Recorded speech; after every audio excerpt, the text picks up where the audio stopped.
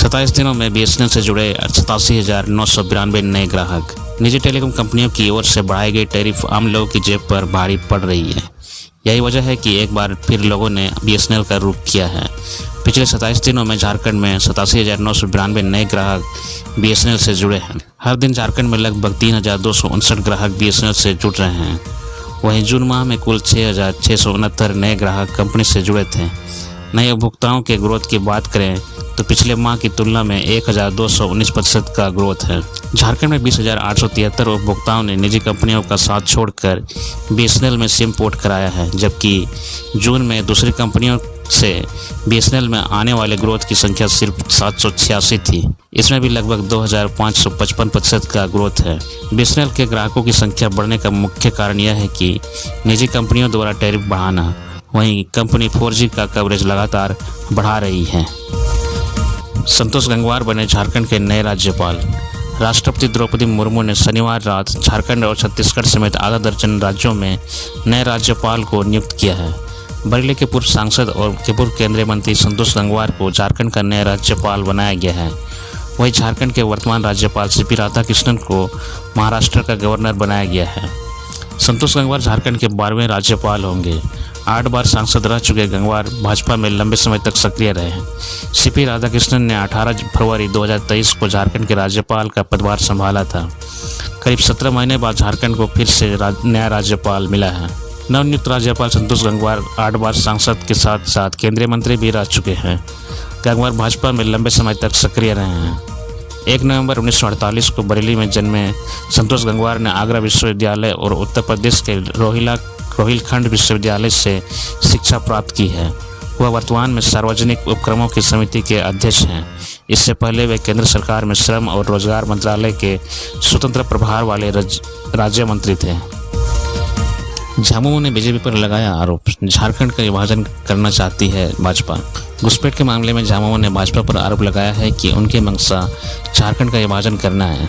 Social media x पर झामुमो ने post कर यह कहा है कि बांग्लादेश की सरहद झारखंड से नहीं लग, वहां से सबसे ज़्यादा घुसपैठ असम के रास्ते होती है। सीमा की सुरक्षा की जिम्मेदारी गृह मंत्रालय की होती है, पर भाजपा इसके लिए भी झारखंड सरकार को दोषी ठहरा रही है। मंशा साफ है, झारखंड का विभाजन। इस मामले में झामुमो के केंद्रीय महासचिव विनोद पांडे ने कहा कि दरअसल जिन राज्यों में भी चुनाव होता है वहां भाजपा के लोग हिंदू मुस्लिम करने लगते हैं। इनके एक सांसद ने राज्य के विभाजन की मांग संसद में कर दी है। इससे इनकी झारखंड विरोधी मानसिकता झलकती है। पर यह झारखंड है, संघर्ष से राज्य मिला है, हजारों लोगों ने कुर्बानी दी है। CDPO नियुक्ति के लिए मुख्य परीक्षा 2 अगस्त से। JPC द्वारा CDPO के 64 पदों पर नियुक्ति के लिए मुख्य परीक्षा 2 से 4 अगस्त 2024 तक ली जाएगी। परीक्षा 2 पालियों में होगी। 2 अगस्त को पहली पाली सुबह 10 बजे से अपराह्न 1 बजे तक हिंदी की परीक्षा होगी, जबकि 3 अगस्त को पहली पाली में सामान्य अध्ययन तथा द्वितीय पाली में सामान्य अध्ययन की परीक्षा होगी। 4 अगस्त को पहली पाली में वैकल्पिक विषय प्रथम पत्र तथा द्वितीय पाली में वैकल्पिक विषय द्वितीय पत्र की परीक्षा होगी। PT में उत्तीर्ण 15 से 90 अभ्यर्थी मुख्य परीक्षा में शामिल होंगे। परीक्षा में शामिल होने के लिए एडमिट कार्ड व उपस्थिति पत्रक आयोग की वेबसाइट से पंजीयन संख्या और जन्म तिथि डालकर डाउनलोड कर सकते हैं। KKM कॉलेज पाकुड़ के छात्रावास में छात्रों व पुलिसकर्मियों में हिंसक झड़प। KKM कॉलेज पाकुड़ के छात्रावास में शुक्रवार देर रात छात्रों और पुलिसकर्मियों के बीच हिंसक झड़प हो गई। इस घटना में 2 पुलिसकर्मी और 11 छात्र घायल हुए हैं। इनमें 2 छात्रों का बेहतर इलाज के लिए दुमका रेफर किया गया है। वहीं अन्य छात्रों का सदर अस्पताल सोनाजोड़े में इलाज किया जा रहा है। घटना को लेकर पुलिस ने 2 FIR दर्ज किया है।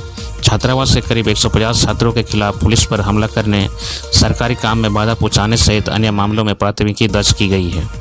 इधर बीजेपी के प्रदेश अध्यक्ष बाबूलाल मरांडी और नेता प्रतिपक्ष अमर कुमार बावरी ने घटना की निंदा की है। उन्होंने कहा है कि घटना में सम्मिलित पुलिसकर्मियों के खिलाफ मुकदमा दर्ज कर कठोर कार्रवाई की जाए। पाकुड़ उपायुक्त से घायलों को इलाज करने की बात भी कही है। घटना के विरोध में शनिवार की दोपहर कॉलेज परिसर से सिद्धोकान्हू पार्क होते हुए गांधी चौक तक आक्रोश रैली निकाली गई। आक्रोश रैली में आदिवासी छात्रावास के छात्र छात्रा और दुमका से आए छात्र छात्रा शामिल थे। पुलिस प्रशासन और राज्य सरकार के खिलाफ नारेबाजी की गई। वहीं पुलिस ने बयान जारी कर कहा है कि 26 जुलाई की रात 10:30 बजे पाकुड़ नगर थाना के गश्ती दल में शामिल पुलिसकर्मी अपहरण की सूचना मिलने पर मोबाइल लोकेशन के आधार पर KKM कॉलेज परिसर में जांच के लिए पहुंचे। पूछताछ के दौरान छात्रों ने गश्ती दल पर हमला कर दिया। सूचना मिलने पर नगर थाना प्रभारी घटनास्थल पर पहुंचे तो उन पर भी हमला कर दिया गया। इस दौरान दोनों तरफ से झड़प में कुछ पुलिसकर्मी एवं कुछ हमलावरों को हल्की चोटें आई हैं।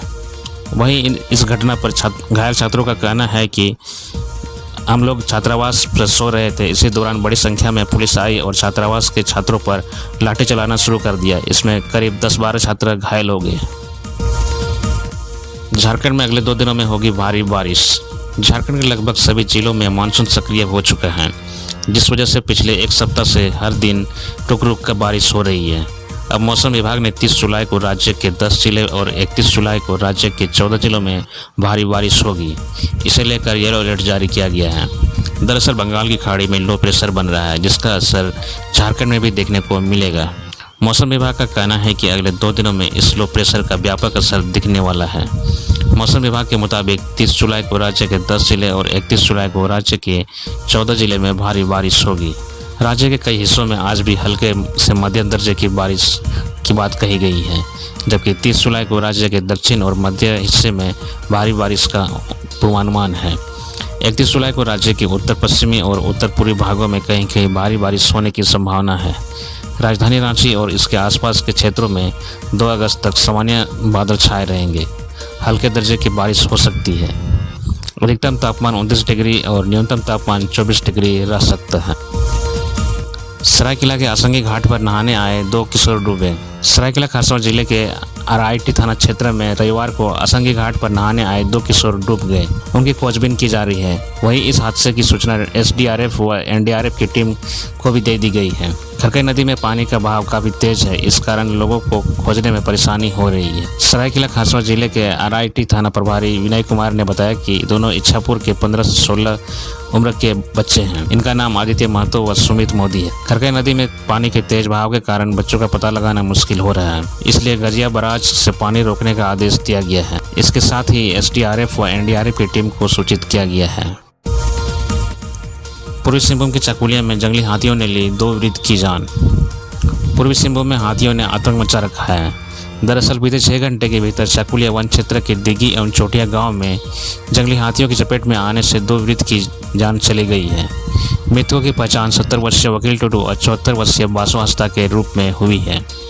पहली घटना दिग्गी गांव की है, जहां जंगली हाथियों के झुंड ने एक मिट्टी के घर को धक्का देकर गिरा दिया, जिससे घर के अंदर सो रही वृद्ध महिला बासु हंसदा की मौत मिट्टी के दीवार के नीचे दबने से हो गई। जानकारी के मुताबिक जंगली हाथियों का झुंड जब गांव में पहुंचा तो घर में सो रही वृद्ध के दामाद को इसकी आहट मिल गई।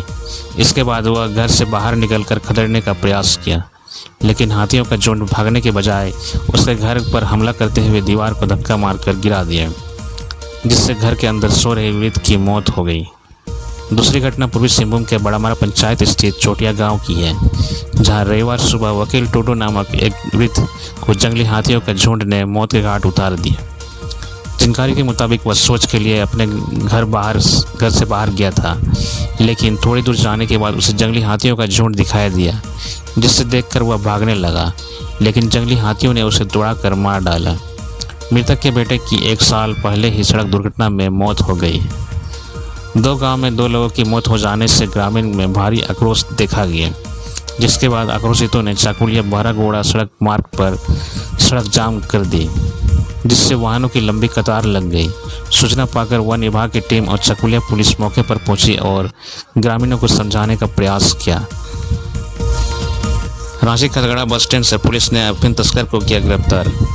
रांची के खदगड़ा बस स्टैंड से पुलिस ने अफीम के साथ एक तस्कर को गिरफ्तार किया है। पुलिस को यह सफलता सिटी डीएसपी के नेतृत्व में एसएसपी क्यूआरटी टीम की ओर से की गई छापेमारी में मिली है। पुलिस ने यह सबूत बताया है कि राजधानी रांची के लोअर बाजार थाना क्षेत्र स्थित खदगड़ा बस स्टैंड से अफीम के साथ एक तस्कर को एसएसपी की क्यूआर टीम ने गिरफ्तार किया है। जानकारी के मुताबिक पकड़ा गया तस्कर अफीम की खेप चौपारण ले जाने की फिराक में था। हालांकि इसकी भनक पुलिस को लगी तो बस स्टैंड में छापेमारी कर तस्कर को दबोच लिया।